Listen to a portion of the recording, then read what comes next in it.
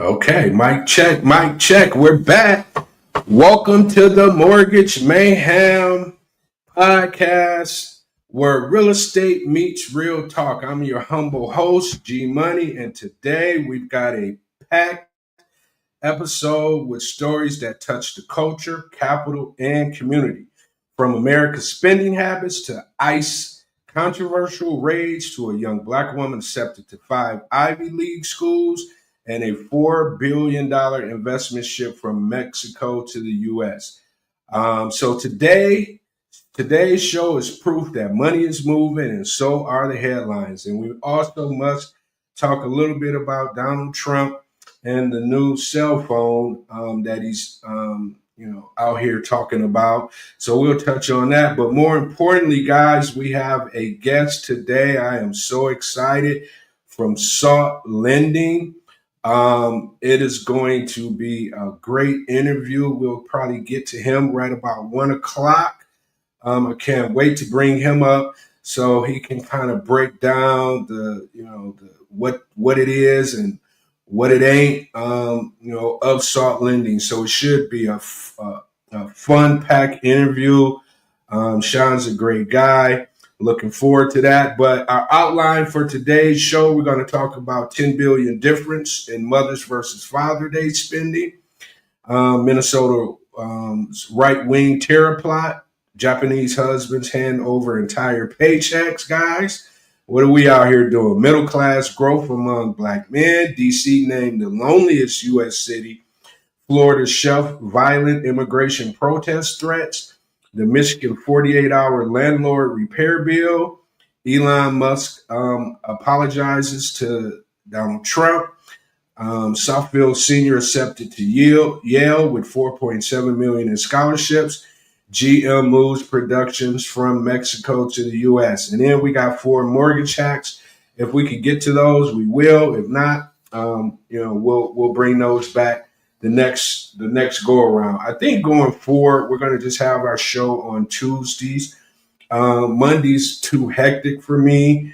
I just have a ton of stuff that I be having going on Mondays. So Monday's not going to be a good day for me. So we're going to just probably for now go live every Tuesday, have a action-packed show along with someone that we will be interviewing that's a part of the industry that can give you guys the knowledge that you need in order to be out here doing investments the correct way. Okay? All right, so let's get to it. Let me get this out the way first, and then we'll get started. Finance, with a twist of street smarts, savvy, and a touch of madness. Before we dive in, here's the deal. The Mortgage Mayhem podcast is for informational and entertainment purposes only. We are not attorneys, CPAs, or licensed financial advisors, and nothing you hear on this show should be taken as legal, financial, or investment advice. Always consult a licensed professional before making financial decisions. All right, we got that past it. Let's give us a little music so we can get this thing started off right.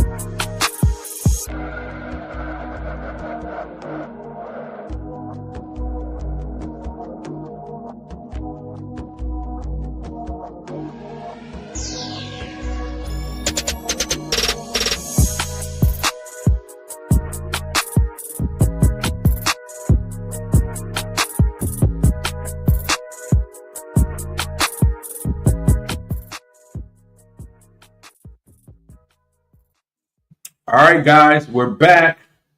Let's get into it. Let's bring up our first. Americans spend $10 billion more on Mother's Day than Father's Day. Research shows in the U.S., Mother's Day consistently outpaces Father's Day in consumer spending by a significant margin. In 2024, Americans were expected to spend $33.5 billion on Mother's Day compared to just 22.9 billion on Father's Day.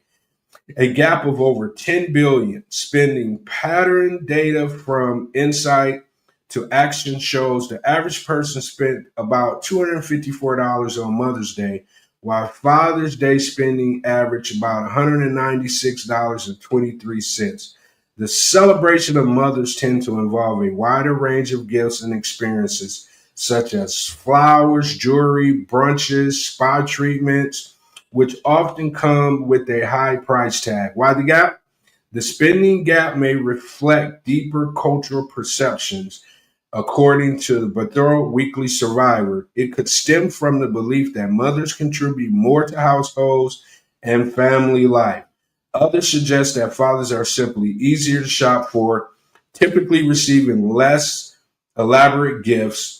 A consistent trend, this disparity in spending isn't new. Mother's Day has consistently seen 50% or more in higher spending compared to Father's Day year after year. While both holidays are widely celebrated, Mother's Day continues to dominate when it comes to dollars spent.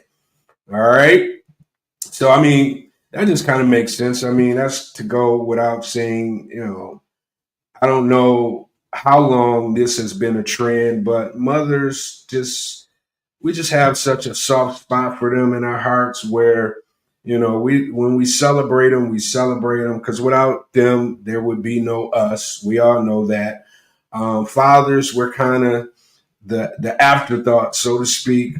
Even though we're present, we're doing the things that we're supposed to be doing as men. Holidays is just, it kind of, buys into our alpha dominance, right? Us being alpha males, we don't really expect much. So we say until we don't get much, and then, we be frowned up in the face, so to speak. So I can see where this can be, a thing, and I think it'll continue to be a thing. I was surprised that we were doing 22.9 billion on Father's Day. That's that's shocking to say the least. But you're right. Mother's Day, we're looking at flowers, jewelry, spa treatments, brunches. Fathers, we may get a gift here, a gift there, but that's pretty much the size of it for us. But just to know that both mothers and fathers are being celebrated in upwards of billions of dollars. What can we expect? I think mothers deserve to be celebrated. I think fathers deserve to be celebrated, but mothers is just something about mothers that you can't really compare the two when it comes to what a mother does for the husband, the boyfriends, the children. Or fathers, we do a lot, but I just can't say we do more than mothers in most cases, right?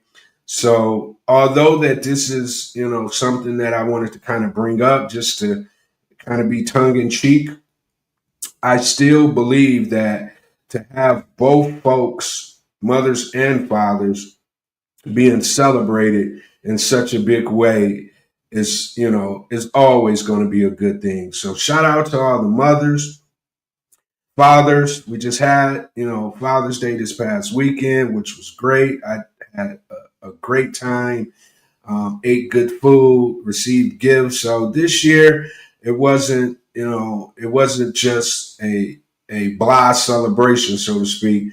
I think women and mothers and kids are starting to realize that fathers are just as important. So just a good thing, great thing for all that's involved. So let's just keep it moving, right? Let's do this. Let's get back to, let's see.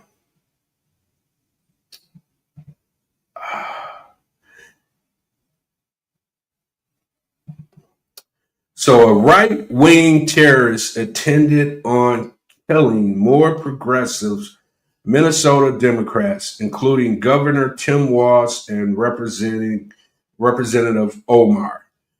So authorities confirmed that the document found in a fake police SUV used by the suspect contained nearly 70 names, including high-profile Minnesota Democrats such as Governor Tim Walz, Representative Ilhan Omar, Senator Tina Smith, and Attorney General Keith Ellison. The list also targeted abortion providers and pro-abortion right advocates alongside other lawmakers across several states. Both Hartman and Hoffman were explicitly named, confirming that they were deliberate targets in the early morning shootings on June 14th. Brooklyn Park Police Chief Mark Bruley described the suspect, now revealed as Vance Butler, as clearly impersonating a police officer, using a convincing uniform and a vehicle to execute the attack.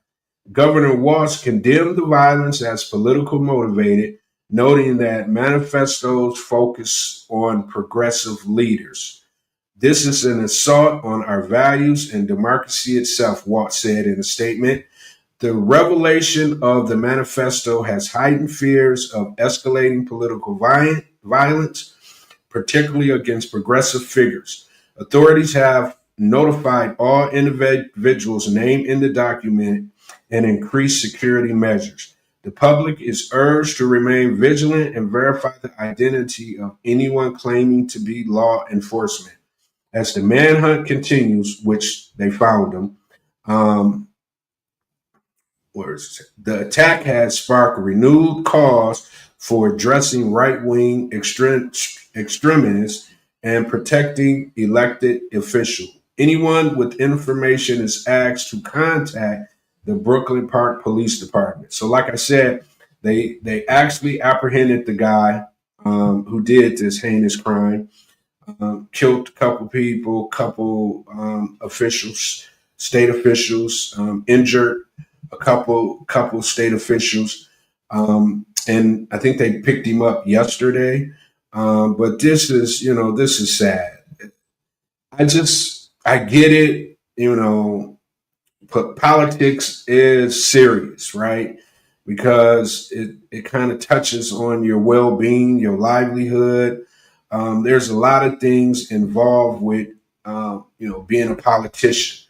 And basically what happened here is that the individual that, caused this heinous crime, I guess he had issues with some of the political folks who's not a part of his ilk.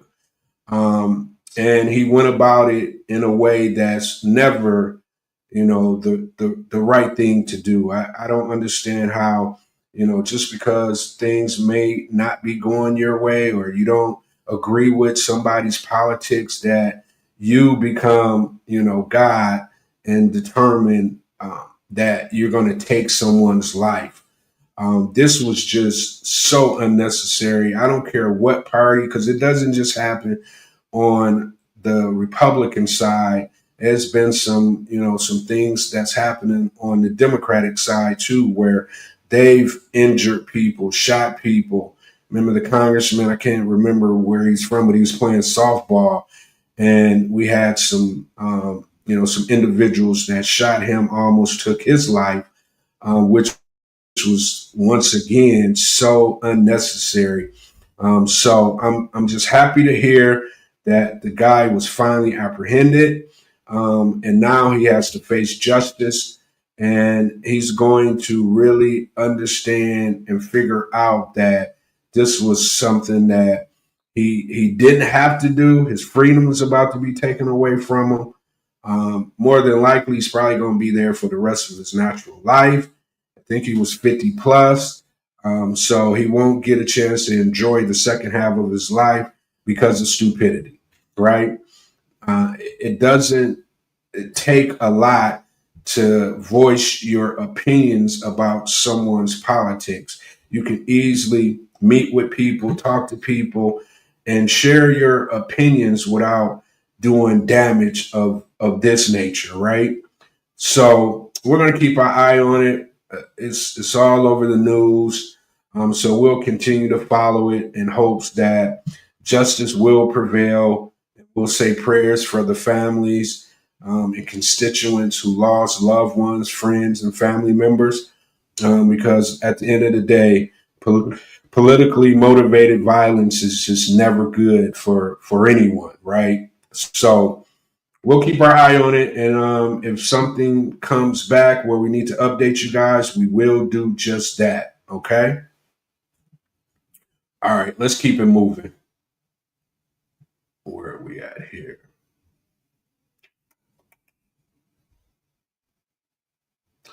All right. 57% of black men reach the middle class or higher as adults, an increase from 38% in 1960. Findings show marital status is a major factor as 70% of married black men are middle class, right? So more than half of black men in America, about 57%, have reached the middle class or higher in their adult years, a significant jump from just 38% back in 1960. Meanwhile, the poverty rate among black men has dropped sharply from 41% in 1960 to just 18% in 2016. These improvements show that many black men are achieving financial stability and upward mobility, aligning with the promise of the American dream. Key influences behind economic mobility while getting a college education and holding a full-time job are major drivers of economic success. Often overlooked institutions also make a big difference. Serving in the U.S. military, being active in black church during youth, and being married all show strong connections to being better financially or having better financial outcomes. For example, military service. 54% of black men who served in the military reached the middle class by midlife, compared to 45% of those who didn't. Religious involvement among those who regularly went to church as young men, 53% reached at least middle class status in their 50s, versus only 43% of those who didn't. Married, nearly 70% of married black men are middle class, while just 20% of those who never married and 44% of divorced men reach that level. The role of personal drive and belief, a strong sense of personal control and self direction, referred to as agency, also appears to be a powerful factor in long term success. Black men who felt that they had control over their lives as teens or young adults in their late 1970s were more likely to thrive financially later on. Specifically, 52% of those with a strong sense of agency made it to the middle class by age 50, compared to only 44% of those who didn't feel the same level of control. Right?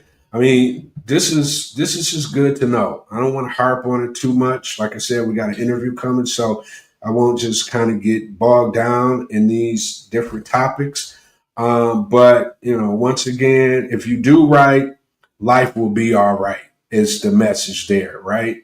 If you handle your business, you find your soulmate, you make sure you keep God first, then you will have a life worth living, right? That's what I get from this particular article. You do the right things, and right things will lead you off into the future, right? And to see the things that you're not doing that leads you to not have upward mobility should lead you to pause and think about, some of the things that you've been doing, so you can kind of tighten things up and hopefully, put yourself in a situation to continue to build some kind of generational wealth, right? So we'll definitely keep our eye on that as well. We'll, just kind of talk about it at a later time because I think it's important, to shine a light on that, just to kind of educate, my people, my brothers, younger individuals who may just be starting their lives and really don't understand what they're supposed to be doing. This is a good article, a good information-based article that can, lead to a better understanding of what you should particularly be doing as you grow older, or as you start your life, so to speak. All right. So we'll keep it moving. All right. So the U.S. Chamber of Commerce has identified Washington, D.C. as the loneliest city in America based on a study of one person households, right? Drawing on data from the U.S. Census Bureau, the study reveals a striking statistic. Nearly half, 48.6% of all households in the nation's capital consist of just one person. This high percentage of single person households places DC at the top of the list of American cities grappling with widespread social isolation. While living alone doesn't necessarily mean loneliness, the numbers suggest a broader trend towards solo living that could have implications for mental health and community engagement. Other cities that also made the list of loneliest places include Birmingham, Alabama, St. Louis, Missouri, and Atlanta, all of which reported significant rates of one person households. These urban areas, often characterized by transient populations and sprawling layouts, may lack the tight knit neighborhood structures that help mitigate social isolation.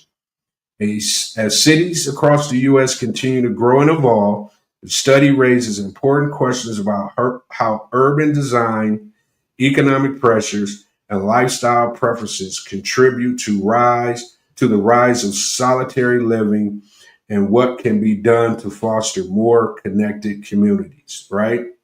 So in that case, I mean, once again, these are areas that's robust. Tons of people. I don't understand why, um, you know, this is an issue, so to speak, because, like I said, these are robust places. These are places that, have, a smorgasbord of people, that you can be dating, trying to figure out, is this person the right person for me? So, in other words, it doesn't really make a whole lot of sense why you should be lonely in these huge areas.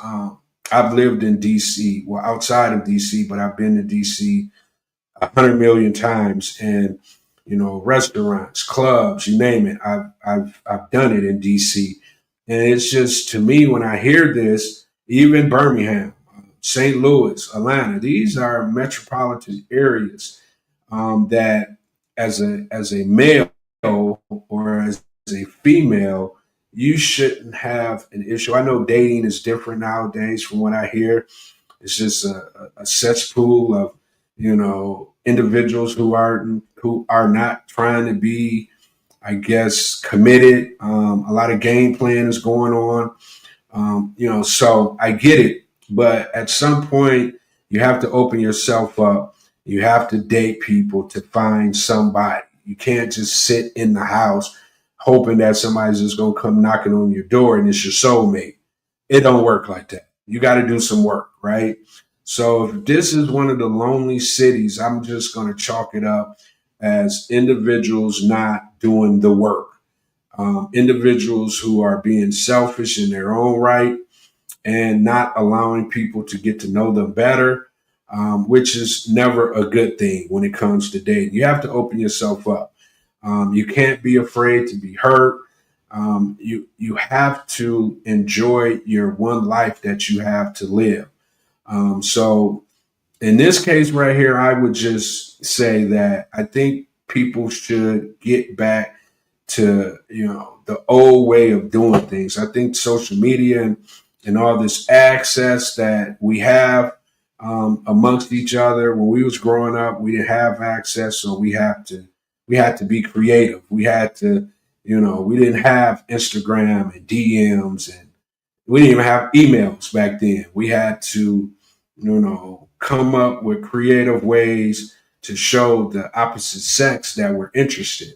And then we had to, make sure we went into overtime to allow them to understand that not only are we interested, that we want to establish relationships with the individuals that we were pursuing back then. So now it's a little different. You got 800 million ways to access an individual. So it's less work now, but because of the tools that we have available to us, but the actual social dynamic of having to actually be in front of someone's face, actually having to do the work of dating, and not knowing everything about a person before you get an opportunity to actually get to know them.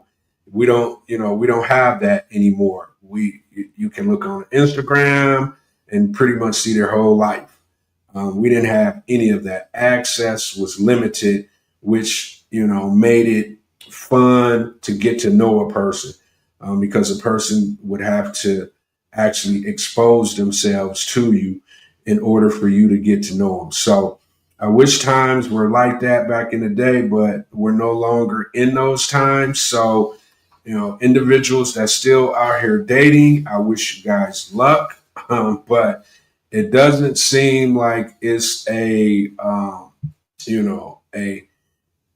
big pool of individuals that you can access, even though it is. You're so used to just kind of finding people on Instagram, Facebook, and places of that nature. You don't take time to kind of go out anymore and search for a potential suitor, so to speak. So we'll kind of pause that for right now, because we're getting ready to bring up Sean on here in 1 second. Sean's. I'm just gonna let Sean kind of tell his story when he comes up. But today we're gonna get into SALT lending, guys.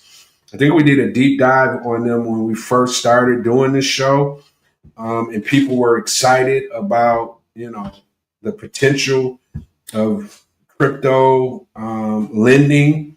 I know a lot of people in my circles were extremely excited. Can't wait for this show to kind of go out to the masses. Hold on for a second, guys.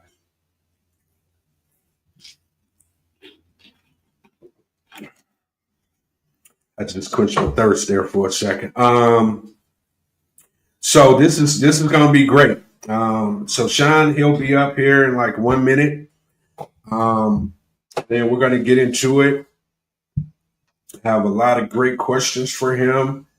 And I'm pretty sure he has a lot of great answers. So, once again, like I was telling you guys, this is what I'm here for, to bring individuals like Sean up, who's an expert in his field, right? Hold on, guys.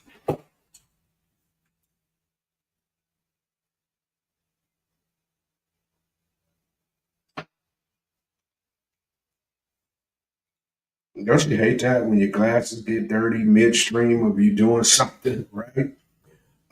So yeah, Sean should be. I think Sean's here now. Um, as soon as I can actually see his face, then we'll get this thing started. Sean, can you hear me?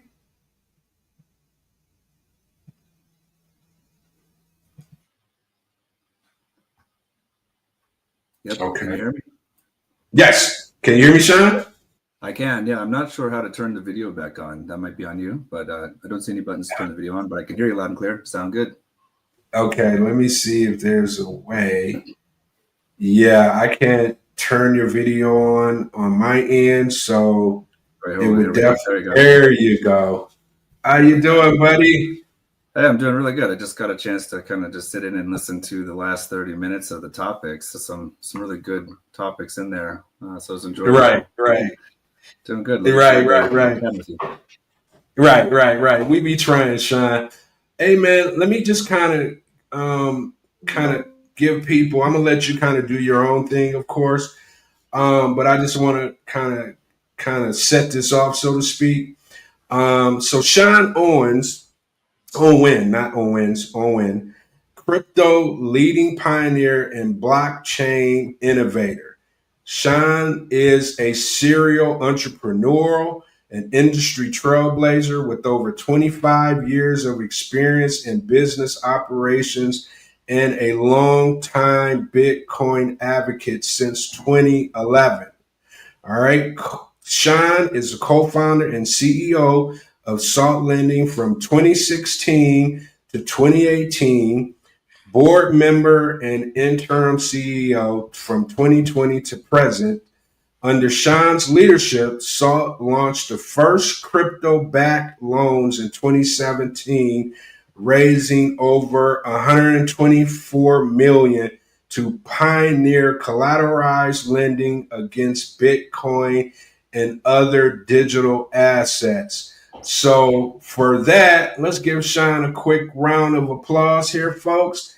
And then we're going to get into the actual interview. For whatever reason, my round of applause didn't come on shots. Golf clap. Slow one. Yeah, we'll do it. We'll do it on our own. So, Sean, once again, man, thanks for. I know we've been trying to get on here now for a couple of weeks. We've been kind of playing email tag, and we were finally able to kind of lock this in. We were super excited over here on our end. And we're just going to kind of kick it off by kind of giving you a couple background questions. Then we'll talk about the crypto and mortgage industry connection. Then we'll talk about regulations in the future. And then we'll talk about real world impacts and stories that you can bring to the forefront. And then we'll get you out of here. Sounds good? Yeah, that sounds really good. Okay. Ready to go. So, Sean, just kind of getting it started. Take us back. What first drew you into crypto and blockchain before it became mainstream? Yeah, so it goes all the way back for me to basically kind of the jump off point would be in 2008. So prior to anything related to Bitcoin, all of my extra time was going into thinking about and studying the future and technology. But really, I was working in brick and mortar restaurants and buildings, and pretty much all of my thesis was from my grandparents on that the only way to make it was to buy real estate, and you just build your wealth and eventually get some extra properties, and everything will be fine if you work hard enough. In 2008, I just bought a second property. Thought I was doing great, and bought like at the worst possible time. Got my veil pulled back, and really thought I maybe don't know nearly as much as I thought I did. Started studying new forms of investment thesis. I'd also just dumped like all my free money into the stock market, so everything was down like an unbelievable amount. It was terrifying. It's the first time in my life I'd actually lived through something like that. And, Right. That kind of led down this kind of journey, I think, for many people, watching all the homes around you start to have the foreclosure signs and just like not knowing where the bottom was. As I started looking into things that really opened up a lot of channels that had to do that I hadn't heard before, like with hard money and gold and silver, with politics, things that I never would have like thought about. And that just sent me on a journey wanting to answer the question, well, what is money really? And is there a better way? This got to be a better way. And in that, I got lucky in hearing kind of this intersection on a couple podcasts around technology and money, that some guys were talking about this thing, Bitcoin, and this technology. And this is like before there was really a market price or an exchange rate or anything. And just the simple concept that you could have some type of money like gold or something that was free and open for anybody to participate, that a limited supply and that was censorship resistant, it was pretty much nobody was in control, everybody's in control. That really blew my mind. And in a way that I fell in love with this idea. Like, wouldn't it be cool if there was like meetups and people you could talk about with things where we had the same type of, philosophy. Right. As that evolved, I started going and looking for people and couldn't really find anybody. And so I started kind of going out and advocating, and in fact, created some meetups and just went and jumped in. And finally I found some people to talk about it. And that itself was really fun. But then once the market price started picking up, I tried mining and tried all these other parts of it, really just because I always wanted to learn everything about it. And just to watch it continues to evolve. Over a few years later, I had the first restaurants that were taking Bitcoin as a currency in Colorado. I'd moved, and that was really great because we'd get 10, 15 people together on a Monday. There's nobody there, and everybody would kind of send their Bitcoin around, and there was no fees or anything. And I was still believing it could be a global currency. A little bit after that, it kind of became real clear. We had some technical issues and things to solve for, and people were really looking at it more like a savings account more than anything. Even when people would buy some beer and barbecue or anything else, and send money around, pay for things, everybody would immediately look to go buy back and get more because nobody really wanted to get rid of it. And so that kind of led down this road of trying to get entrepreneurial, wanted to figure out something to do. There was already exchanges. There was already other things. A couple ideas that hadn't been done yet were in property rights, intellectual property, and or payments. But the scaling kind of killed the payment side for a bit, although I still think that long tail, that's where we'll go. And then the idea of salt was really kind of the history around the word salt is that it's used to preserve humanity's wealth. You'd put it on your food, you would save it, you needed it to live, and it would preserve your wealth basically. We thought that was a really good name for the concept of money and maybe a new form of money, going back to the old. And that really just kind of became a passion and has been all along. Now we see a lot of validation in the president and the senators and other people saying never sell your Bitcoin, and things that we believe in are true. The longer version of that would take a long time to talk over all the years, but it's still basically been something that you touched in the last 30 minutes. It's about building generational wealth. How do you do that? You have to save something for later. And as your generation passes on to your next of kin or the future in general, you want to leave it better than you found it. You want to have something left over in the battery. You don't want to have to just always keep starting from scratch. And I think Bitcoin does that better than any other technology that we've ever seen on the planet yet so far. And so what's the bridge to get there? You still have to have tools. You have to have regulation. You have to have a way to access it and spend it and or borrow against it, which is what we do. And that's just been kind of a really long journey now, over I think 15 plus years or something of from start to finish of learning about this and thinking about the technology underpinning it. And that, I owe to the people who were working on it for 30 years before any of us heard about Bitcoin. There were people building technology and thinking about these things for a really long time. So it's an evolution. But yeah, I'm really happy to be here and talk about those things in any way you want to take it. Yeah, man. It's crazy because I was in the mortgage industry back in 2008 when the bottom dropped out. I was literally working for a bank. And one morning I came, I was the branch manager for the bank. So I pulled up, looking to park in my, normal parking space. And I saw semi-trailer trucks out in front of the building, but I just thought somebody was moving in, right? Walked into my office and it was pandemonium. They literally came and shut our office down on a Monday morning, gave us a severance package and said, don't call us, we'll call you. And that was the end of it. And that's kind of what took me on my journey as well. I was like, what am I going to do? This is my passion. I love it. Yeah. Banks is, capital is frozen up. No lending was being done at that time. Crazy. So it was just a mess. Yeah, it was. Yeah, so we're from the same generation there. Right, right. It was wild, wasn't it? It was just something. Yeah, it was crazy. Yeah. And I was it set us all on our journeys. Right. And I was there to watch it come back as well, because it's all I knew to do. So I didn't like try to go get another job. I just kind of stayed in the bay in that space and just suffered for about 4 years, just kind of learning my craft, getting better at my craft.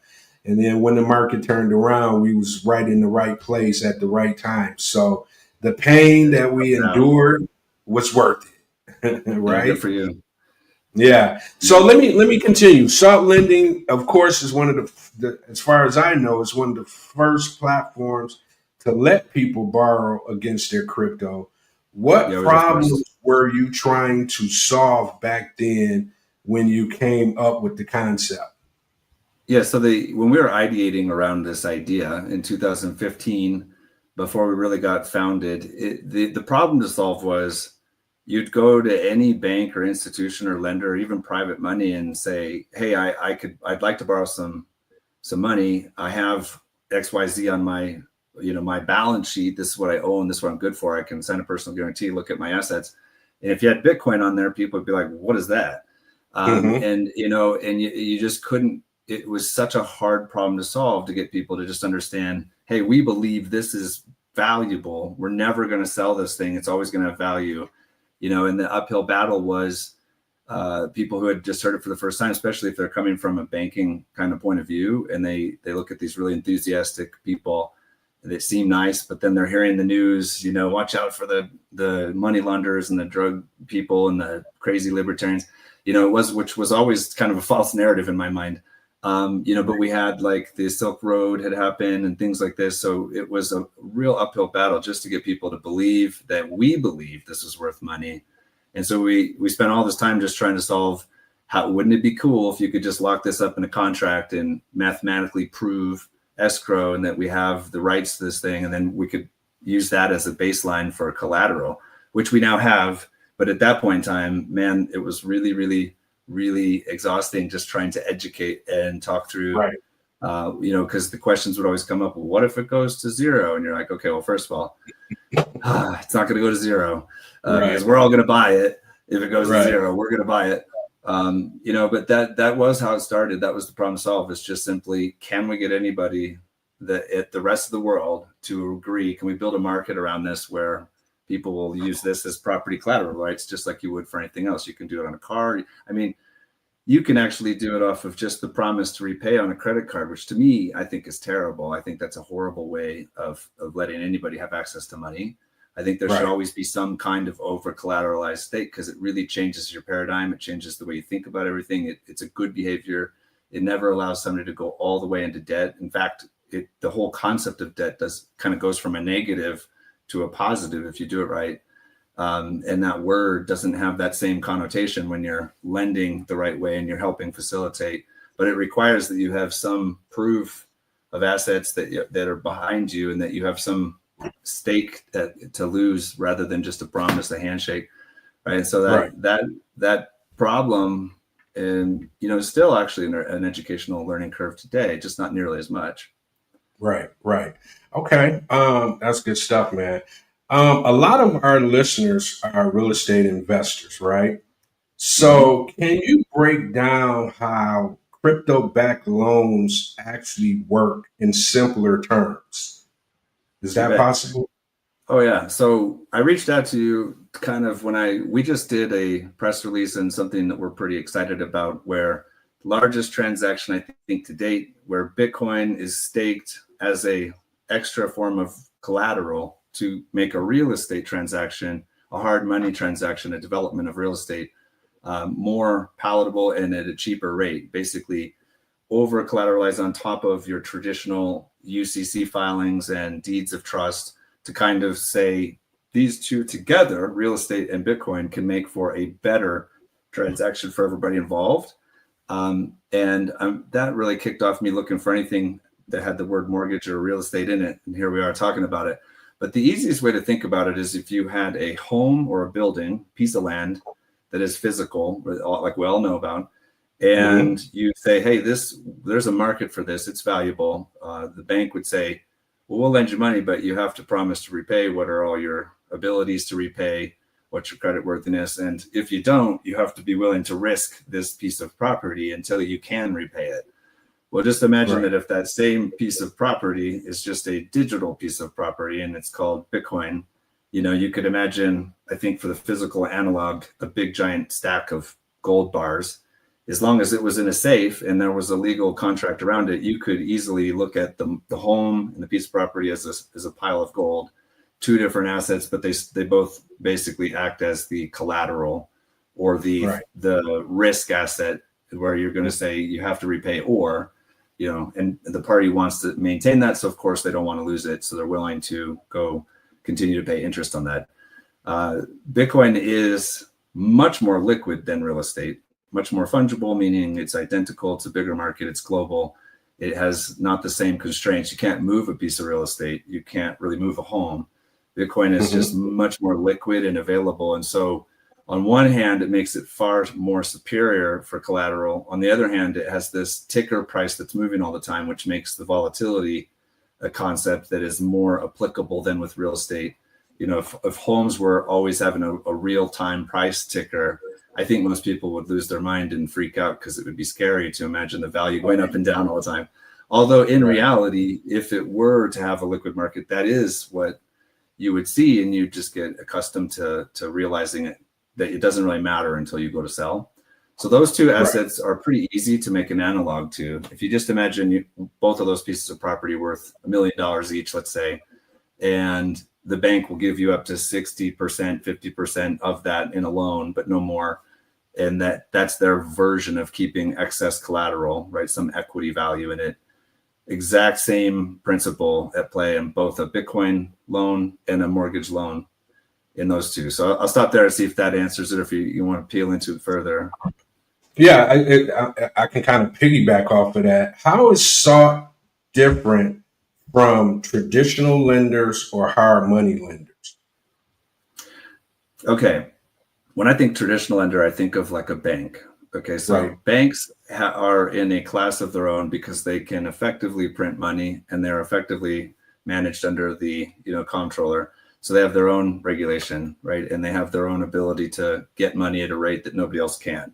So they also have their own set of rules that they have to follow that are just different than any other type of business.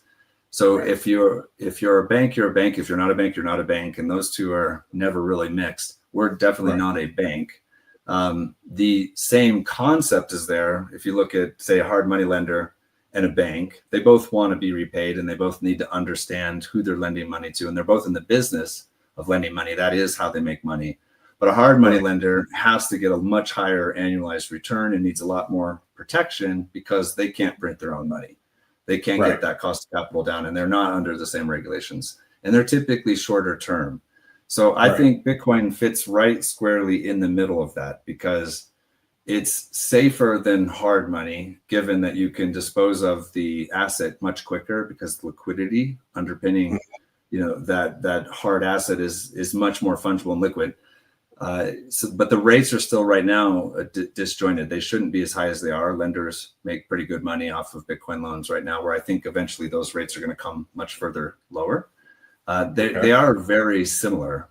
And so the word traditional, I would say we are now basically traditional also, right? We're state licensed and regulated in all the same ways. In some cases, over-regulated, because you have to apply to multiple different jurisdictional factions, right? So you're making sure, I think everybody in crypto, anybody in Bitcoin has learned that they almost have to be over-regulated. So it's not at all that it's under-regulated, like people used to say. It's the opposite. But they are in essence about the same, just different purpose. But I'd say most of a good chunk of our customers end up using the money they borrow to go build cash flow in real estate. So the two worlds really are ever so much coming closer and closer together. They are a very good match together. Okay. Hey, I'm in the private money space. So that was another reason why I was so excited about this interview, because my wheels have been churning. Yeah.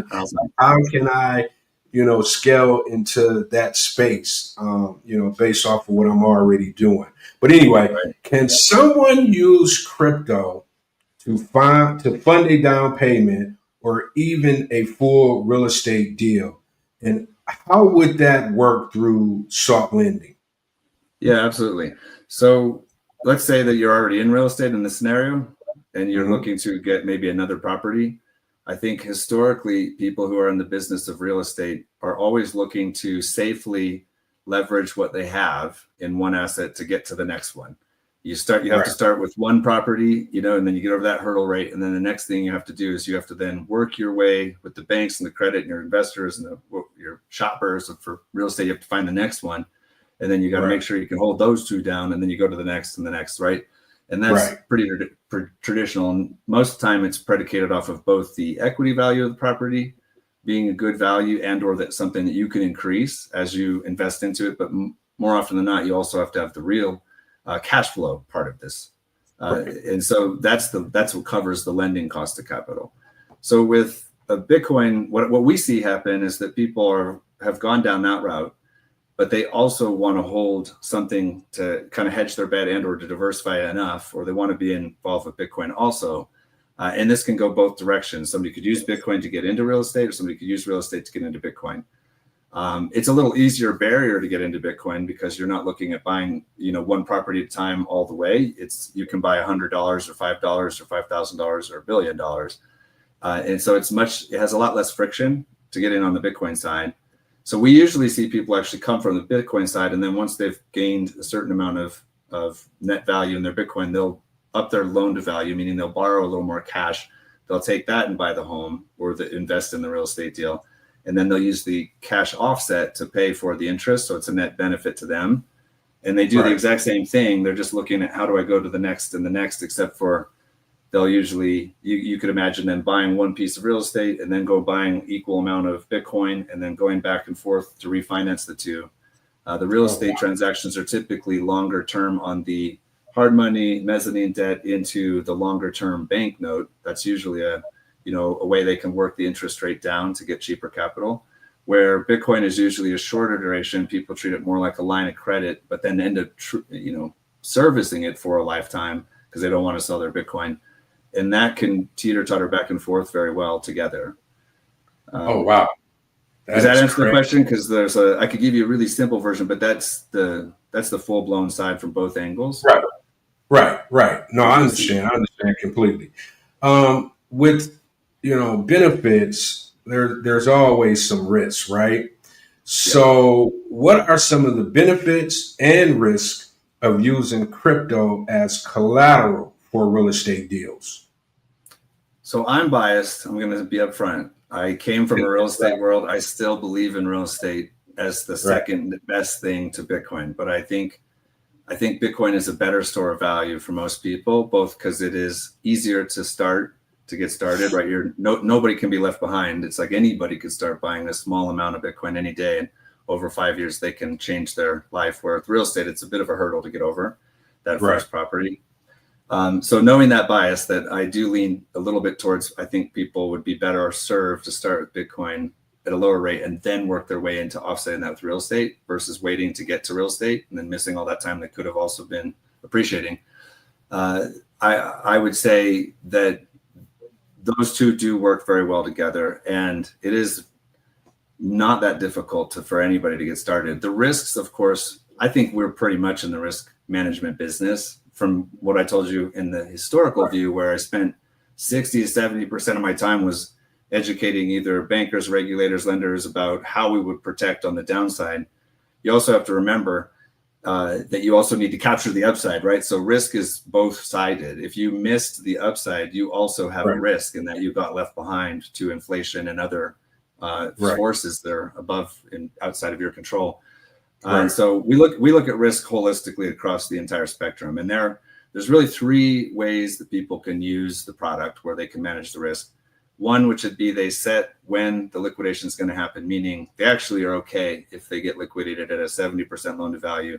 That's them saying, I'm okay because I really need to protect the dollars. I've borrowed dollars and it's in my real estate. And if anything goes down, I need to keep the real estate and the dollars, and I'll let go of the Bitcoin. That would be a liquidation, which is totally applicable for people who want that. There's a model for that. It's just not applicable for people who don't.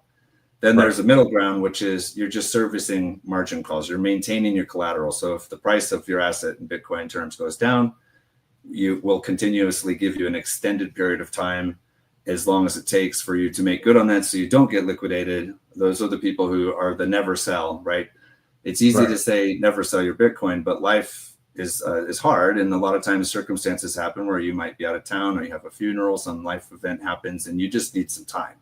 Well, lending basically is buying time, if you think about it in simple terms. And so we allow for this middle ground we call stabilization. We let people just pause for the time they need to kind of get back to making their margin calls and going forward. That to us was our first kind of big differentiator in the middle that no other lenders had. And then just recently at a conference, when this airs, it'll be about 2 weeks ago in Las Vegas, Bitcoin Las Vegas conference, we announced a third product, which is the one I've been working on the longest. It's taken a long time to get to that. We call Shield, which is a way for Bitcoin stakers to make a collateralized safe yield to protect other people in the event that we can turn off liquidation altogether, and say, you're kind of buying the premium of just saying, when the life events happen, I don't want to have to like stop what I'm doing, pause, and go make a margin call. I just want to pay up front, and I want the liquidation off the table, because I believe Bitcoin should be there for my generational family 50, 100 years from now, right? And so they've already kind of made up their mind. They're a hodler, as Bitcoiners would call it. They don't want any other outcome other than, I never want to sell my Bitcoin. And across those three products, you can manage all of the risk. That's all of the risk. You just have to know where you're at in the life cycle. And a lot of our clients who I serve end up, because they're looking at real estate and they have lives, they have homes, they're also leveraging this and changing over time from one to the other. Like maybe you start in one camp, and then later on in life, you're in a different bucket. And then at the end of, longer term, you've changed, and you're both the lender and the borrower, and you're kind of doing more complex work. We could service those client privates that way too. But the basics are really one of those three. Right. Wow. Man, you're over here. I'm just, you just blowing my brains out. I love talking about this. Right. So where do you see the intersection of decentralized finance and traditional mortgage lending headed over the next 5 to 10 years? Yeah, with the mortgage industry, it's something that I would honestly tell you, you are much more of an expert than I am, I'm sure of it, because I spend so much time in the private markets with Bitcoin.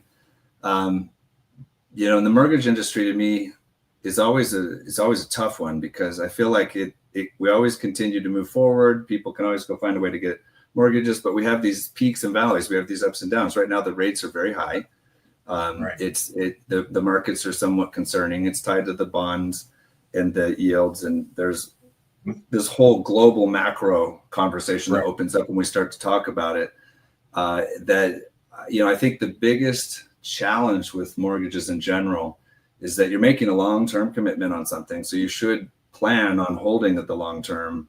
When I was really involved with real estate, I would never buy a piece of real estate unless I thought I would be comfortable buying it and holding it for at least 10 years. After the 2008 experiment, it took me 10 years just to get back my principal. And so I said, never again am I going to think about this as a short-term investment. It's a long-term investment.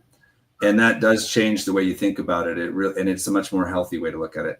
But where I think it's going is that there's clearly a path towards the U.S. government making announcements and rules and regulations. Whether they pass or not and how they get there, of course, could be debated. But the sentiment and I think the intention is that not only Bitcoin, but other types of blockchain technology, crypto, are kind of here to stay. And we've got to find a way to adopt and embrace this. The biggest part of that feels like Bitcoin as collateral and stable coins, which we could get into if your audience is or isn't familiar with that. It's basically a digital dollar that is right now not controlled by a bank, but is backed by bank dollars and or bonds. And the march towards kind of where does that all head with banking taking on the digital form, not just with Zelle and CashPay, but what does that look like if that moves into a world where it's on a blockchain like USDC or Tether? And you can't have one without the other of these conversations, because every country needs to keep printing money.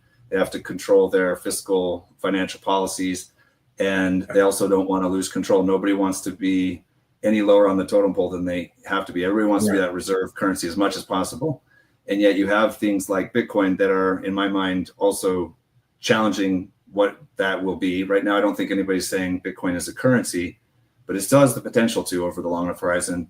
And at this point, it's more a global settlement layer, right? Changes the Right. denominator of what you're measuring in, which against real estate, I think is very applicable, right? It's very applicable for people to know kind of where their real value is.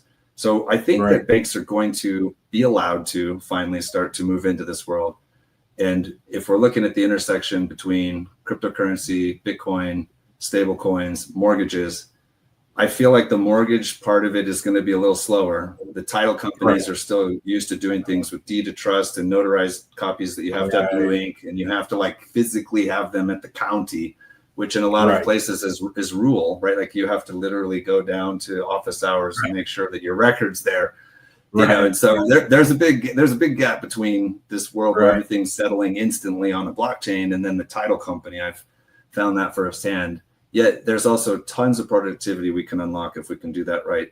And to me, it feels inevitable being a technologist and just thinking about what the conclusions are when these things extrapolate into the future. It's inevitable. Like if it can be done better, faster, cheaper, it will be. The market will always win, even if it's slow, right? And usually slow because of just old systems or things where governments or entities say if it isn't broken, don't fix it. You know, that it's still going to be inevitable because our younger generations, you're talking about Father's Day and Mother's Day, right? All the people coming up today, they're going to have a totally different world than we did when we grew up. Right. Totally. Absolutely. Absolutely. Well, since we're on the subject, let's talk regulations. What's your take on the evolving U.S. stance towards crypto lending? Is it helpful, harmful? Where are we at? Where are we right now? If you were just to look at from inception of Bitcoin, let's say, as a timestamp to now and what the regulations been and everything that's changed over X amount of presidencies, I am the most optimistic now than I ever have been. The last administration, I was the most pessimistic, it was the most depressing because it felt like they were trying to ruin my family and everybody else. And it's like, wait a minute, there's a lot of good people here. Like, don't. There's one guy over there that's a fraudster. We're not all fraudsters. You know, like, please. It was kind of scary and depressing. And so, like, I feel like even just the relief of whether it's true or not, what happens, the fact that we aren't in that world is significantly better. And I'm not bringing in politics, what you believe on everything else or not, right? I just think from what is good for the market, what's good for people who want to have a future wealth stored in Bitcoin and or are thinking about anything we're talking about here is they align with that. You know, you need to know that your home is not going to get raided and that you're not going to be treated as a criminal for something you're investing in. That's just off the table.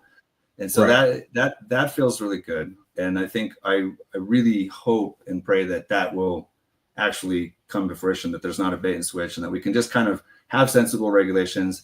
I think most people want to follow the rules when they make sense. And they want to have rules that do make sense. And I think most people, by and large, are very happy when everybody's following by a set of rules that make sense. It just removes a lot of that chaos and friction or mayhem. And that to me seems like not that far away. It'd be very easy to just kind of accept technology. You know, once you understand what it is, you have to just understand that it's there. Like we've discovered it or invented it, but the fork, people aren't going to start using the fork, even if you outlaw it. Like the fork is not going away. The spoon, not going away. You know, so we should just figure out how to have sensible use of the fork and spoon, right? And that's where we're at with like cryptocurrency is just accept there's a right way and a wrong way to use these things, and let's get everybody on the same page. And I think the outlook looks pretty good. It really does. Let's just hope we can get it all through in a way that people can adopt before you have some change, the pendulum swings, and people start fighting against it. Because a lot of times these things just get wrapped up in political fights that make no sense. They're not good for anybody, and they're really not related to it. It's just like a collateral damage. You know, I think a lot of people in Bitcoin have been collateral damage over the last 10 years. Right. Absolutely. All right. Just to kind of piggyback off that. So do you think crypto lending can ever be fully mainstream in real estate, or will it somewhat stay a niche, so to speak? No, I believe it is inevitable that it will be so mainstream that we will no longer even think about it like a genre. It will it will have reshaped every part of everything that anybody's ever done. And it will be the underpinning. Everything will just be done that way. And you will forget about it. Just like with cell phones, we don't really talk a lot about what protocols are happening here and there. The internet, like it's just established for better or worse. It just is there and we've built on top of it. That is what I think is happening. And mortgages, you name it, whether it's built on Bitcoin, other technology or something like it, the fact that you can have a open network that everybody can build upon, that can hold value and transmit value and settle faster than any institutions we've prior used is, to me, is inevitable. That's where it's going. And in fact, the sooner the better, actually. I think it'd be better if everybody kind of figured out how to adopt it sooner. Right. All right, let's talk about some real world impacts and stories, right? Any memorable or surprising stories where someone used sought lending to close a real estate deal or saved one from falling apart? You got any stories? Yeah, actually. So, and just aside, you made me think, because I wasn't sure where we were going with it. I always like these stories that kind of like catch me off guard. So I was at the booth. I was walking around in Las Vegas just a couple weeks ago at Bitcoin Las Vegas in 2025. And the guy walks up to me and they're all like, hey, you have to meet this guy. He came down here. He drove in that. And he had like a branded Tesla, had Bitcoin all over it and stuff. And he's like, yeah, check it out. I just bought that. And there's over on the East Coast. I bought it with a salt loan. And I drove all the way across the country in it. And I just wanted to show you. And I was like, oh, man, that's so cool. You know, like that is a really cool use of the funds. Like we wouldn't be able to go advertise for somebody to do that at every dealership, but somebody just came up on their own and figured out a use case to leverage their Bitcoin. And I love those stories. The one we just did with we have a blog out on this. You could look up a company called Golf Suites is building these large entertainment centers where you can go and you can play golf and you can have an event. You can eat pizza. You can be with your family in a community, and it's somewhat like a Dave and Buster's or somewhat like a Top Golf, right? Like where it's a large building and the community is better off having one around somewhere if people like that kind of environment. And what we're really doing is we're demonstrating that staking Bitcoin, meaning locking it up in a way that people can know they're going to have it for later. They're not putting it at risk, but yet we can write the contracts around it to help a traditional, call it hard money lender, get more comfortable because there's this additional group who's bought in to help protect the first 12 months of getting the new location from breaking ground to cash flow. The problem with most hard money is that you need time, right? And so if you misgauge that, you've got to get that time element right to where you have access to capital, get to the launch date, because you never know if it's what kind of, who knows, zoning, administrative, maybe the utilities just are off by 6 months and everything's fine, but the utilities aren't there. Like you just have to have that ability to get it over the finish line. I think that is going to be the big change. And there's going to be all kinds of investments built off of that, whether it's just some of these large influencers and or companies that allow you to invest in real estate in a fractional version that also offset some of that risk and upside with Bitcoin that blended into a package. I think you'll see a lot of that. And I think you'll see a lot of personal people. Like imagine how many times, I mean, in my life, it's pretty much continuously been the case that I always know somebody who's pinched somewhere on, like, they have the best intentions, they're working hard, but some factor has shown up that was outside of what they planned on. And now they just need a bridge. They need a bridge, right? They just need a hand. So they need a community. They need somebody. And that's what banks and communities should be for. But a lot of times we have to like pool together and find ways to do it. It's not very efficient. If we can create the infrastructure based around this global liquidity of Bitcoin staking and this global kind of trend towards, let's say, blockchain and or just technology, because we haven't even started talking about AI and some of the things coming, then we can create a better opportunity for so many more people to get out of poverty and or to allow for a bridge to get to that hand they needed, right, to walk them across. And so there's a lot of stories on that, and I think they're nowhere near as efficient as I would like them to be yet. Like I'm very dissatisfied that we haven't done it sooner, but that's just in my nature to want to go real fast. But I am very proud and happy that it has happened, and there's a lot of use cases, and there will be many more. there will be many more of those great stories where people build generational wealth, and I was somehow in some way able to help them in that. Yeah, absolutely. I can see it, man. Um, let's kind of talk about the client, right? What advice would you give someone who's sitting on a decent crypto portfolio but unsure how to leverage it? Leverage it for real estate. What would you Yep. tell that person? I think the most important thing, not financial advice or any kind of advice, just my thoughts on this would be, Right. don't leverage it until you know for sure how to and why, right? Like this, the principle of saving should always come first, and not saving in dollars, because I think that's bad. Saving in a hard asset, saving in Bitcoin, saving where, if I don't know for sure that I should really take on some extra work, then just take a nap, go to bed, rest on things, sleep on it. Like it'll be okay, because you're actually already sitting on the asset that does the work for you, the battery. Right. However, Right. if you are inspired and you see some need or want that you really do believe in, and you're ready to go do that, well, then I think the best thing you could do is get access to cash without selling your Bitcoin. That's the entire premise of SALT. Right. Is just, how do we be the bridge between buying and selling? If it's binary and you either have to hold and save forever, or you have to sell, you don't have much flexibility. If you can have line of credit in between for as long as needed, then the sky's the limit, as long as you don't get too over excited or zealous. And that's always true with any kind of credit. If you have a credit card that gives you $50,000 and it's promised to repay, and you haven't really thought about it, and you go max out, not a good idea. If you have a $50,000 asset and you can tap into it, you only need $5,000, and you can turn that into another 50. Great idea. And so I think it's just those two principles. Be very cautious to go down a route unless it really aligns with the best version of you and what you really believe in. And then don't risk it until you know that for sure you're willing to commit to it for the next 10, 20, whatever years. So that long-term thinking, I think, is what underpins both of those, step one and step two. But it's very easy to get started at any point in time once you're there. It's not a hard hurdle once you get past that. The hardest part is that very beginning of saving, and then thinking about how not to go get off invested or caught up in the wrong things, right? And still not feel like you're left behind, right? Like nobody wants to feel like they're left behind.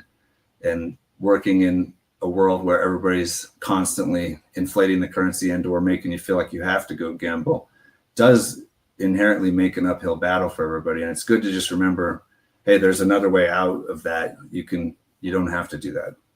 Right. All right. Well, I mean, that's good stuff. Sean. So tell me, what type of borrower is a good fit for SALT lending, and who's not a good fit for SALT lending? Well, it's an easy one, because there's no real discrimination against anybody other than, do you have ownership of Bitcoin or not?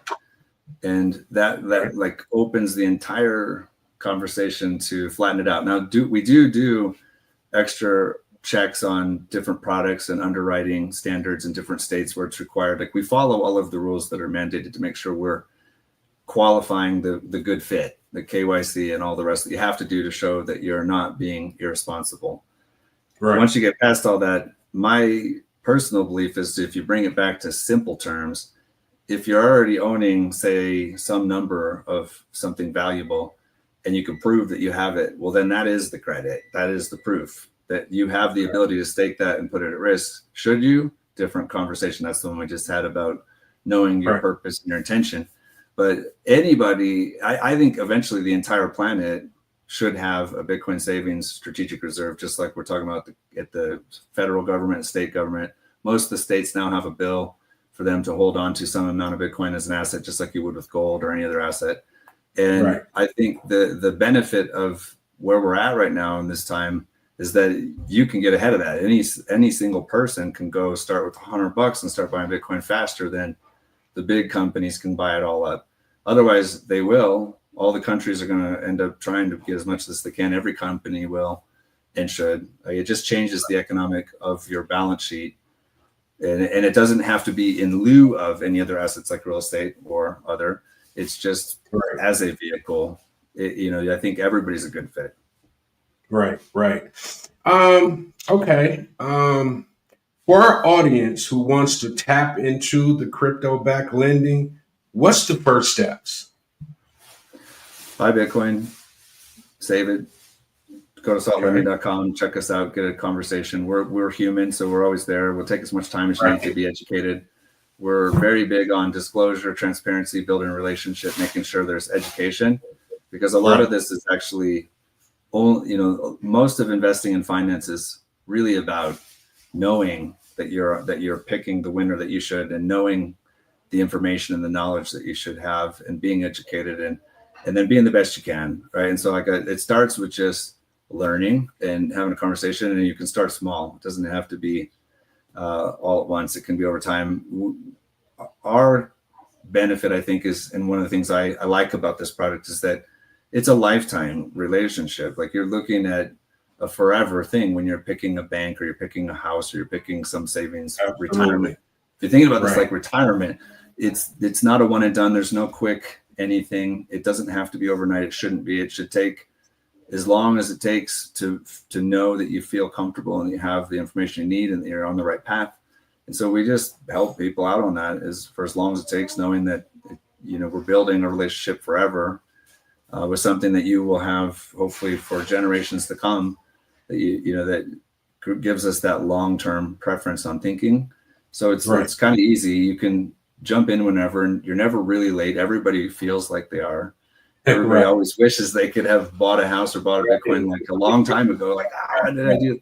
But the truth is, yeah, me too. Believe it or not, like, it's a hard thing, because we all have that bias to look back and be like, so close. Like, the next one. Right. The truth is the next best day to plant the tree is always today, and that'll be true tomorrow. There is no real past or future. It's just what you're doing today. So as long as you're starting somewhere, you'll be just fine. Okay. So what's next for you and Salt Lending? Anything exciting on the horizon? Yeah. I mean, the really big one is this staking reserves, right? The ability to prove that there is, in fact, a safe way to earn on being a Bitcoiner without risking it in some kind of sketchiness, and a safe way for this to evolve and bridge into real estate, mortgages, and finance. Like, to me, that is big. I think longer term, next 5+, we're going to see real estate titles, tokenizations, securities, stocks, bonds, you name it, everything, gift points, Pokemon. It's all going to have blockchain ability and trade.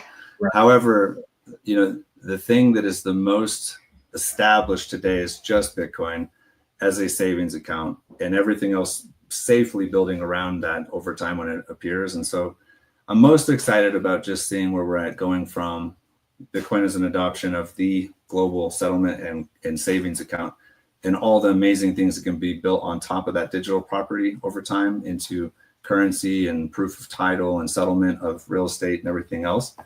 Right now, today, we're mostly focused on just the intersection of real estate and Bitcoin, because I think that is so intuitive, yet hasn't really been fully done, because we couldn't until people would really accept Bitcoin as a store of value, and at the at the level where everybody feels confident.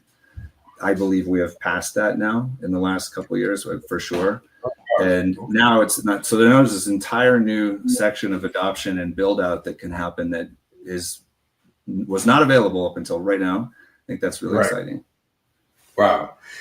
All right. Well, Sean, I'm not going to hold you up, man. Where can people follow you, learn more, and connect with your Salt Lending team? Give the audience kind of the play-by-play on how to reach out to you, how to get involved.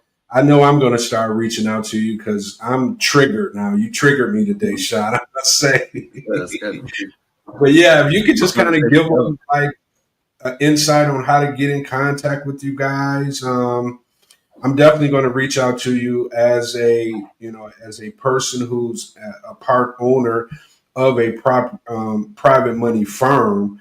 I'm just thinking as we're talking how we can kind of incorporate ourselves into your business. And I look forward to, talking to you offline and see if that's a possibility. But just the average person who's looking to get involved, what would they need to do? How could they find you? Yeah, you bet. First of all, thank you very much. The conversation's been great. I look forward to many more. The Right. easiest way for SALT is www.saltlending.com. And Okay. there's kind of 3 or 4 major kind of avenues you could take from there. You could just jump on and set up an email or a phone call. You can go. I always tell people the safest thing to do, since there's no risk to you, is just get an account, because then you'll kind of get the feel of things. We'll know who you are. We'll be able to start a conversation at any point in time. And that really goes down either a borrower, kind of somebody who's got Bitcoin, wants more Bitcoin, maybe needs a bridge to cash, a lender, somebody who's just looking to have cash, they want more cash, they want cash flow, a private client, which is maybe high net worth, or business institution, or somebody who's looking at something at a larger conversation. Maybe we need to have more of a one-off conversation. Our authorized partners, which is the way for anybody to participate if they believe in what we're doing and want to be a part of it. Maybe you have a podcast, maybe you have a platform, maybe you have something where we can do what I would call in simple terms some kind of revenue share and or integration. Okay. I should have said this before, but yeah, the API integrations I'm super excited about. We're reworking our whole webpage. So right now you'd have to probably go through private client and just talk about that. That's our ability to take our whole tools, everything we've been building for all these years, and integrate it into your website and or your product, whether you're a bank or you're just a podcast. We've got kind of a way to connect the dots there.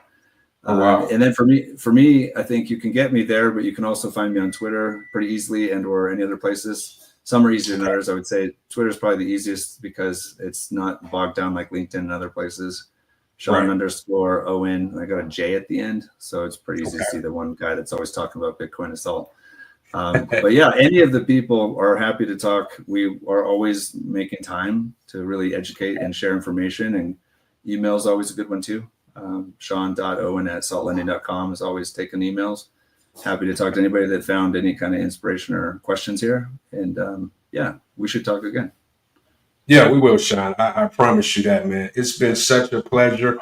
Thank you for your time. I know it's the only thing that we can't get back. So we really appreciate you coming here. We'll clip this up, get it out on different platforms to just kind of, bring some light to what I think is the future. And if people can kind of get involved now, they don't have to be like us and be like, man, if I would have just, they can kind of see it now and get involved now and not have to wait until later. So we'll definitely get it out on the social media. And then at some point, like if you have some groundbreaking, new thing that you want to talk about, just send me a quick email. We'll bring you back up. And, we can educate the public about what it is that you guys are doing. So thank you very much. I appreciate your time. It was a pleasure. Thanks for everybody listening. It was really great. We'll share as well. We'll make sure we get it out there and spread the good word. Okay, buddy. Appreciate you, man. Talk to you soon. Yep. Let me know. We'll see you. Let me know how I can help. I'll talk to you soon. Okay. Bye-bye.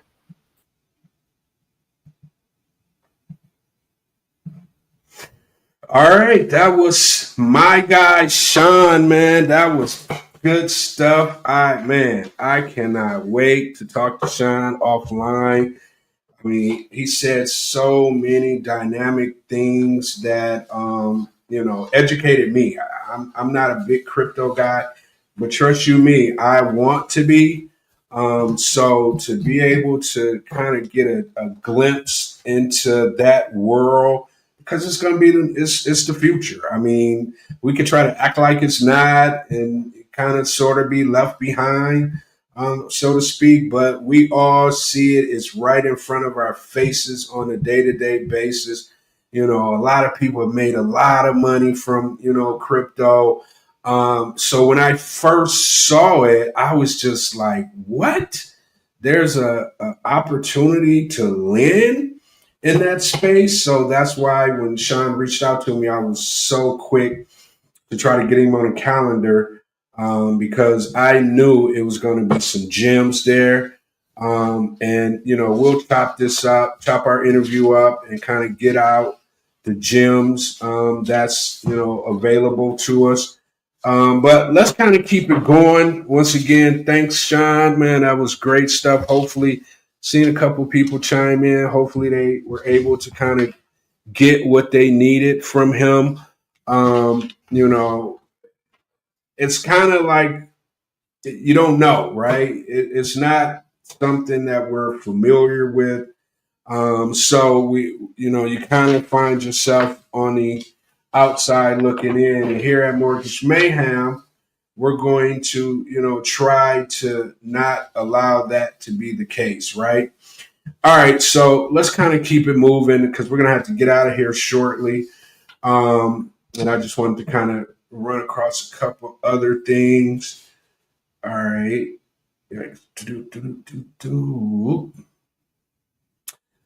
Okay, so let's talk about this guy right here. If you know, you know. A Florida sheriff warns immigration protesters that they won't play with them. Says officers will arrest them or kill them, people. We will be notifying your family where to collect your remains at because we will kill you graveyard dead. It looks like things may be getting crazy down in Florida. A sheriff, that guy you see right there, gave a public warning to protesters that plan to come out for the No Kings protest and exercise their rights. The protest is set to happen or it already happened on June 14th across many states. In a press conference held on Thursday, Brevard County Sheriff Wayne Ivey said protesters are allowed to be peaceful, but gave a long list of things that won't be tolerated and what the consequences would be.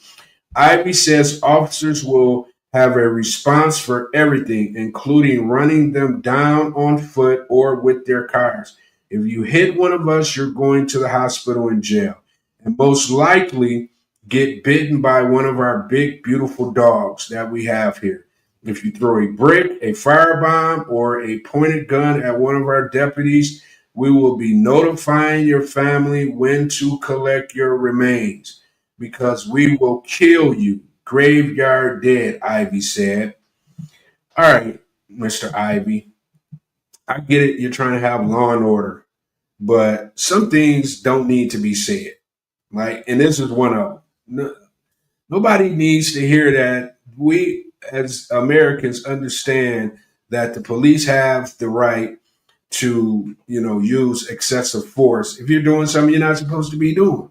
And if you're pointing guns at a police officer or you're trying to run down a police officer, then of course you're going to get, what you probably deserve to get, right? I don't know about death, graveyard death, or, whatever he's talking about, but you should be punished by the crime that you commit, right?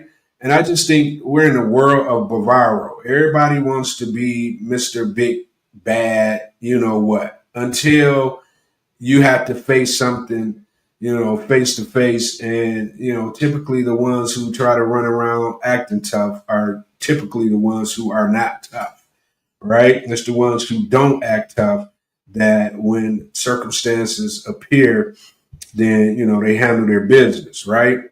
So this is like one of those cases, sounds like he might be a part of the whole, Trump persona, just acting out, saying whatever you want to say, don't care, don't have any filter or any kind of empathy for anybody. It is what it is. I'm the head sheriff in town. If you don't like what I say, so be it. But if you come out and you do any of these things, we will definitely take care of you. And we will, strip your remains off to your family members, which is diabolical. But anyway, nothing of that sort happened. The protesters went out this past Saturday during the president's birthday and his whole military, whatever the craziness that was. So it was a lot of peaceful protesters all across the country. I didn't see anybody in Florida getting graveyard dead or any of that. So I just think, once again, you get an opportunity, you have the power, you say and do what you want to say and do to make yourself seem tough. And, one that's pretty much, law and order. is how they go about it. Law and order when it's convenient, law and order when it's not convenient, just law and order, law and order. So, we'll keep an eye on the sheriff and see if he creates any other headlines in the near future. All right, let's keep it moving. This was interesting right here. No, not that. No, not that either. New Michigan bill will require landlords to do repairs within 48 hours or renters can withhold rent. I'm a renter here in Michigan, so this was, of course, interesting to me. So Michigan is taking steps to strengthen renters' rights through new legislation. State lawmakers have advanced a set of bills designed to hold landlords more accountable. One key proposal would require landlords to address serious safety issues within 48 hours of being informed. If they fail to do so, renters would be allowed to either withhold their rent or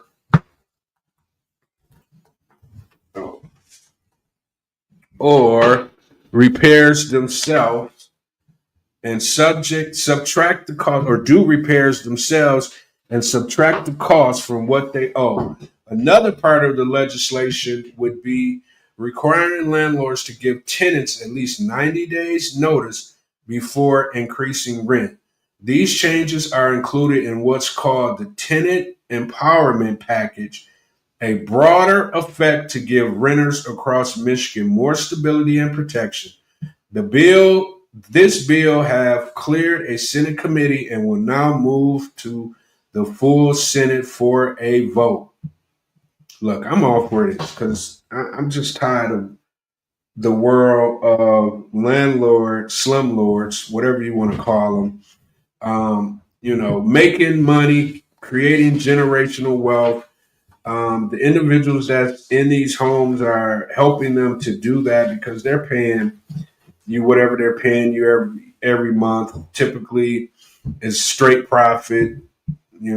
At least if it's not just straight profit, is at least paying for the mortgage, paying for the utilities. Well, not paying for the utilities because, of course, the people that's living there does that. But at least it's paying for your mortgage every month. And then you're probably walking away with some positive cash flow. So if you're going to have a residential property, people want to live in a place that every time they look up, something is going wrong. They don't want that. I wouldn't want that.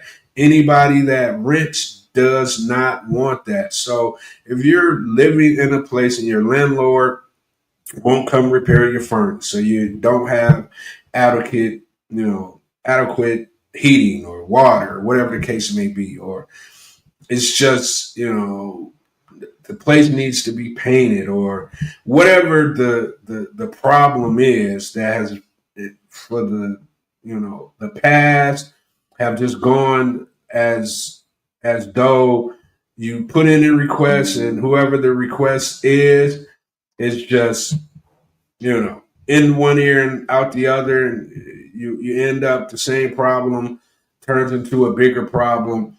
And then, a lot of times people have to move out because the problem has just overcome them. So this is a good way to stop some of that madness, right? So we're going to keep our eye on this one for sure. And I think it's a good law. I really do. I think it holds landlords accountable.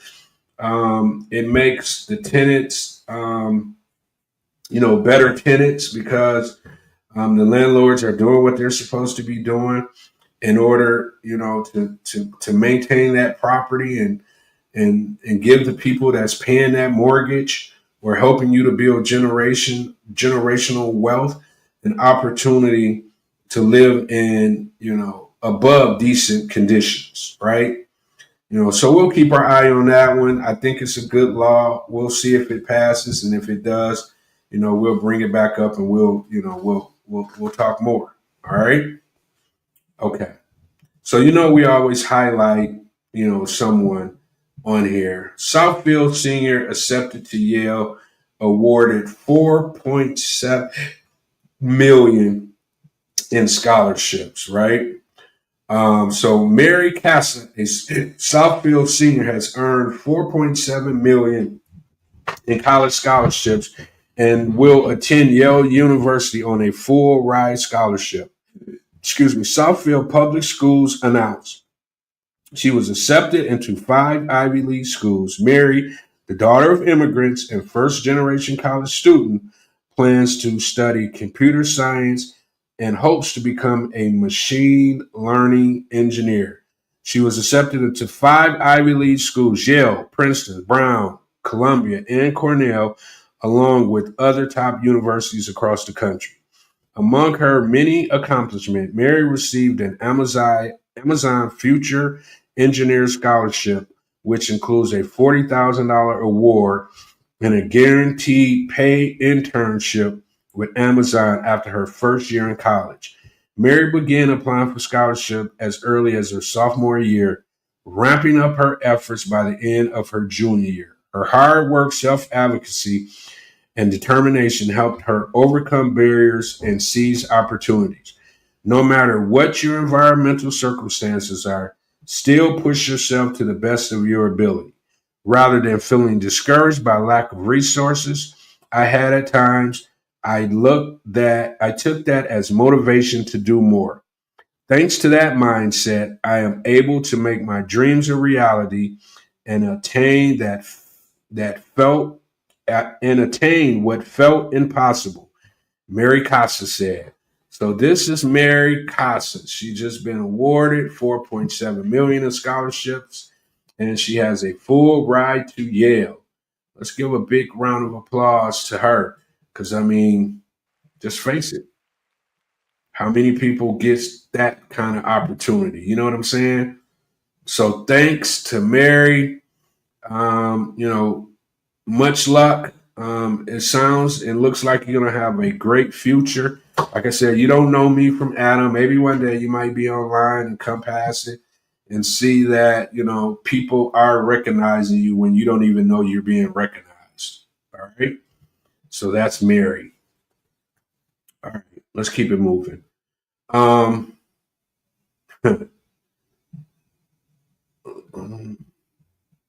right. So General Motors, I'm bringing this to the forefront because, a lot of people here in Michigan work for General Motors. Both of my parents retired from there. General Motors plan to invest $4 billion to move production from Mexico to 3 plants in Detroit, Kansas, and Tennessee to avoid paying $5 billion a year in tariffs. So General Motors is planning a $4 billion investment to ship vehicle production from Mexico to 3 of its U.S. plants, according to sources who spoke with the Detroit News. One of the plants involved is this previously closed Orion assembly plant near Detroit. Originally set to manufacture electric trucks, the Orion plant is now being reconfigured to produce full-size SUVs and light-duty pickup trucks due to slowing EV demand. Meanwhile, GM's Fairfax facility in Kansas will take on production of the gas-powered Equinox compact SUV, and the Spring Hill plant in Tennessee will begin building a gas-powered Blazer, previously criticized for being produced in Mexico, shortly after the Detroit News reached out to GM for comment on the plan.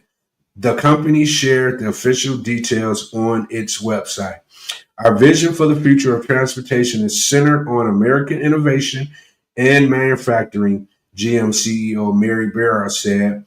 The move shows our commitment to building vehicles here in the U.S. and supporting American jobs.